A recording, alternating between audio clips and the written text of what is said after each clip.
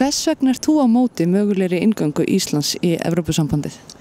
Í fyrsta lagi vil ég nú segja að ég tel að ókostirnir við inngöngu séu miklu fleiri heldur en kostirnir. Það nú grundvallaratriði. Síðan ef ég tæki ákveðna málaflokka eða ákveðinsvið þá myndi ég vilja aðeins víkja landbúnaðinum.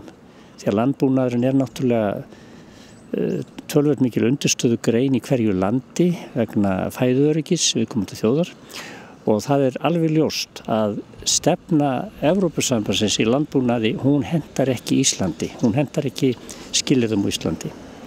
Ég skal skýra það eins nánar.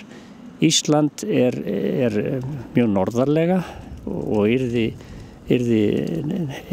svona, hvað maður kalla, jaðarríki innan Evrópusambandsins og landbúnaðarstefnan hún hefur verið mótuð í mið-Evrópu, allt önnur skilyrði. Þeir taka að vísu nokkuð tillit til Norðurlandana með svokölluðum norðursvæðastuðningi en reynslan að sýna til dæmis í Norður-Svíþjóð og Finnlandi og jafnvel niður í Póllandi að þar landbúnaðurinn að dala, hann að rýrna. Venjulegur fjölskyldubúskapur á miklu undanhaldi og það ljóst að það eru stórfyrirtæki og fjárfestar sem eru farnir að safna sér landi og nýta sér stuðning Evrópusambandsins. Þannig að stefnan hún algjörlega vonlaus hvað okkur áhrærir. Ef við gengjum þarna inn undir þessa stefnu þá hætt við því að íslenskur landbúnaður myndi rýrna mjög mikið. Ákveðnar búgreinar myndu trúlega falla niður alveg, aðrar myndu hjara við. Það eru nokkur sterkar líkur á því að bændum myndi fækka mikið, þar með myndi fjölskyldubúskapurinn, það myndi draga mjög fjölskyldubúskap sem í raun og veru undirstaða byggðanna og það hætt við því að þó að matvælaverð myndi lækka tímabundið hugsanlega, þá hætt við því að þegar væri farið að flytja inn meira og meira af matvælunum þá yrðu neytendur verr staddir en áður og ég tel að þegar uppyrði staðið þá myndu neytendur bíða skaða af þó þeir telji margir núna að matvælaverð myndi lækka varanlega þá hygg ég að það myndi ekki gerast þegar til lengri tími litið. Þá myndu neytendur verða verr staddir hvað varðar gæði og verð matvæla og það sem skiptir mestu máli að það hætt við að fæðuöryggi þjóðarinnar myndi rýrna mikið og öll viðleitni til sjálfbærrar þróunar myndi jafnframt bíða skaða af. Einfaldlega vegna þess að ég stoltur sjálfstæður Íslendingur og ber virðingu fyrir þeim sem börðust fyrir sjálfstæði landsins á sínu tíma og svona spurning í huga mér af hverju erum við að fara að binda okkur við eitthvað lítið part af heiminum þegar heimurinn undir, Ameríka, Afríka, Asía. Ég sé ekki ástæðu til þess að binda mig við smá part af heiminum og vil hafa þetta opið og ég hef alltaf í huga Íslandi landið því aldrei þú gleymir.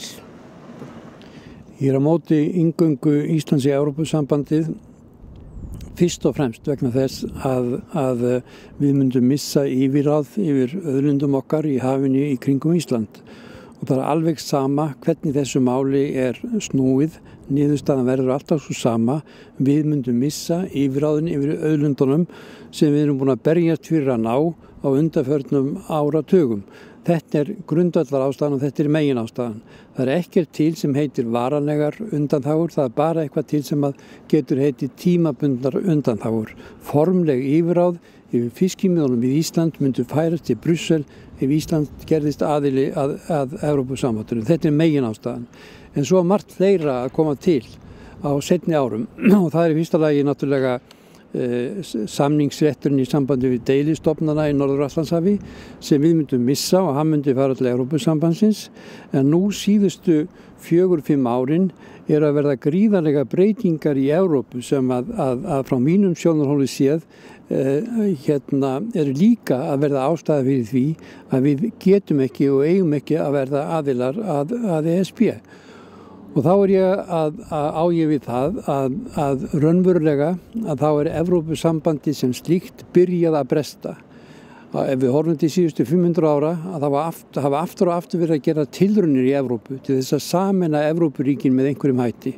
Það verður alltaf mistekist og það er að byrja að mistakast einu sinni enn og mér finnst það ekkit fagnaðarefni að það skuli vera að mistakast en það er eftir sem áður staðreynd að staðan í Evrópu er að verða mjög svipuð í samskiptum ríkjana þar og hún var fyrir fyrri heimsstyrjöldina.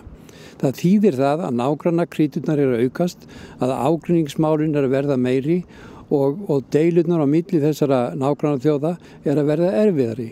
Og þetta kemur skýrast fram í kröfum Grikkja stríðskaðabætur úr hendi Þjóðverja.